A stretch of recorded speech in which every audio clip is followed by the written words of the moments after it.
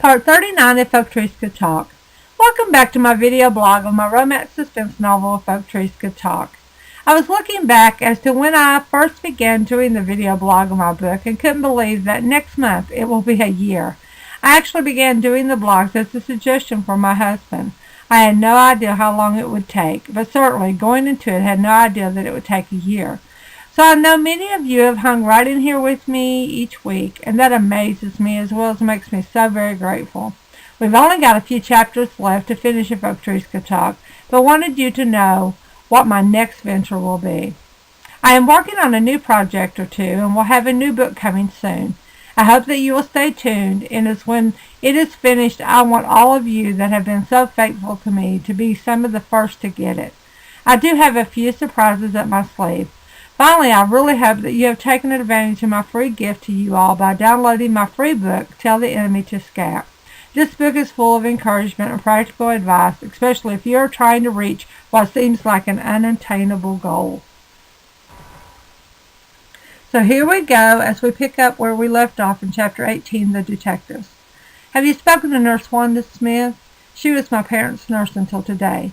Sheriff Eugene took her away in his sheriff's car after Mr. Hodges fired her in front of the residents and visitors alike.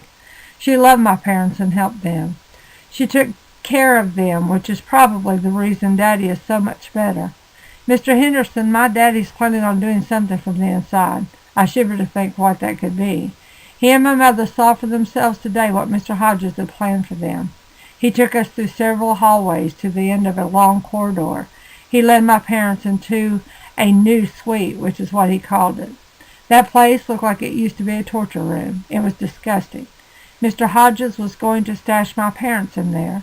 I stood up to him and he became furious. That is when he marched to the front and fired Nurse Wanda. He looked at me with his piercing eyes and smirked as to say, "You mess with me, this is what will happen," Amelia said as she began trembling. What have I done? Up until the time that Daddy ran away, we never expected a single bad thing happening at Glenview. But the minute my parents left, it was as though all hell broke loose. There is something else, Mr. Henderson. Our new nurse, which I just met today, wants to meet me tonight. She says that she has a father who is a patient in Glenview. Of course, Mr. Hodges does not know this. She's working there so that she can protect him because she said Mr. Hodges had a terrible reputation and was very well known in Scioto County's nursing home. She knows some things about Mr. Hodges that she couldn't share while I was there today. Again, I didn't know if I could trust her. She could be just trying to win me over so that she can slip my parents the drugs. Nurse Wanda warned us that Mr. Hodges is going to give drugs to my daddy. This is all I know, other than the fact that Sheriff Eugene is definitely working with him. Well, Miss Helen, you actually confirmed a lot of things for me that others have told me about Mr. Hodges. Nurse Wanda Smith was no dummy. She actually wrote me a letter postmarked yesterday about what Mr. Hodges had planned to do to Henry. He made the sloppy mistake of telling Nurse Wanda Smith what he had intended to do to Henry on his return to Glenview. He was in one of his fits of anger, and Nurse Smith said that he threatened her with her job the night that you folks left Glenview. She was ready to walk out the door right then, but Mr. Hodges needed to fire her in front of everyone. She assumed that he did it so that when he makes his move, he can pin it on her and say that he found out that she was administering illegal drugs to your father. I'm going to the state attorney with the information first thing in the morning. I think we may already have enough evidence if you are willing to testify to what you saw, and Nurse Wanda testifies that we can get him arrested, but we need more. We do not want it to just be circumstantial evidence and he walk. We need evidence, concrete, to put him away for a long time. Right now, it will be your word against his. He could claim that you stand to gain your parents' inheritance, so you and Nurse Wanda developed a plan together to drug your parents. He is diabolical, and you can bet he has already made other plans of revenge toward you and your parents.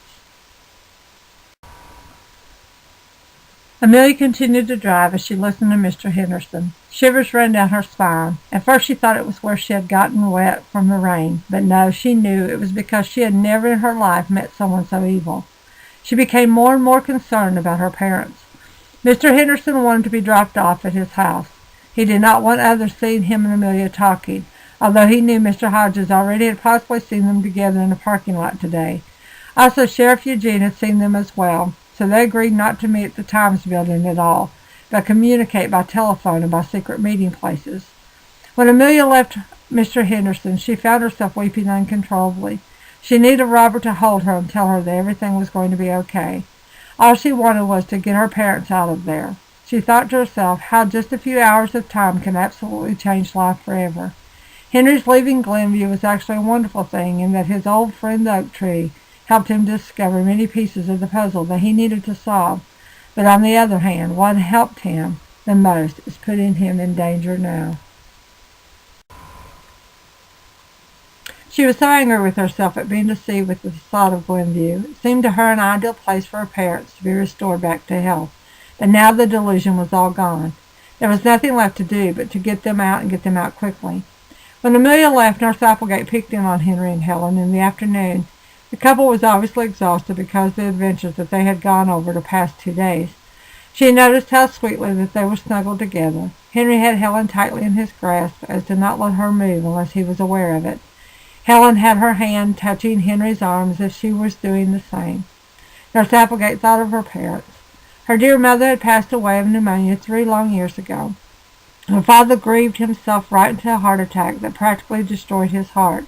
She hated having him in a facility, but until she had found out about Mr. Hodges, she, like Amelia, was lulled into a false sense of security for her father. She seriously thought that she was giving him the best chance at a decent life. At least at Glenview, no one knew, with the exception of Amelia, that her father was a patient here. She could take care of him without anyone knowing it. The storm had passed by the time Amelia dropped Mr. Henderson off, and she found herself driving very quickly to get home. She longed for the comfort of Robert's arms and to just breathe.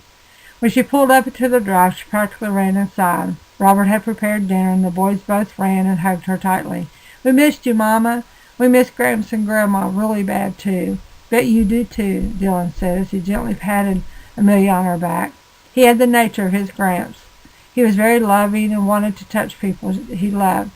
Robbie was much the same, but a little more reserved, like Amelia. Amelia, however, learned that life is too short. Her parents taught her that she must show the people that she cares for love while they are able to receive it. She learned that love can bring healing both by giving it and receiving it. She had also found that real love, like that of her parents, is like medicine. She had watched as her parents loved one another back to health. She was determined to love that way. Robert grabbed her up and hugged her tightly. As she buried her head in his chest, he kissed her tenderly on the top of the head. She looked up, and he could see in her eyes the desperation she felt. He hugged her tighter to assure her that he understood. "Feel like eating, babe?" he asked, while still holding her. "We can talk just as soon as the boys are fed, okay? They can go outside, and you can tell me all that you need to tell me," Robert stated. "That sounds good," Amelia agreed as she washed her hands to set the table. They all sat around the table, and she described for the boys what Gramps and Grandma's suite looked like. She made it sound grand so that the boys would not worry so much about them. "Sounds great, Mama, but they still need to be home," Robbie said. "Yes, Robbie, I totally agree," Amelia said. "They need to be home." She then smiled as her and Robert's eyes met. As Amelia looked into Robert's warm eyes, she realized that their last passionate encounter was so short-lived and seemed so long ago. Amelia longed to be with her husband again. She longed to love him and snuggle in his arms where she felt safe and assured that everything would be okay. Her eyes told it all as he reached to squeeze her hand.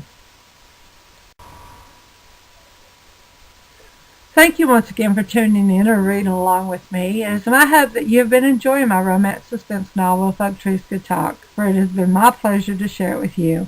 As always, I would love to hear from you. I want to thank all of you that have begun following my WordPress blogs. Please continue to tune in as we are moving right along through the book. If you are interested in obtaining your own copy of If Oak Trees Could Talk or any of my other books, please visit my Amazon author page. Also, if you are new to my video blogs and would like to catch up on the story from the beginning, please check out the archives in this blog or simply subscribe to my YouTube videos as they are numbered and in order.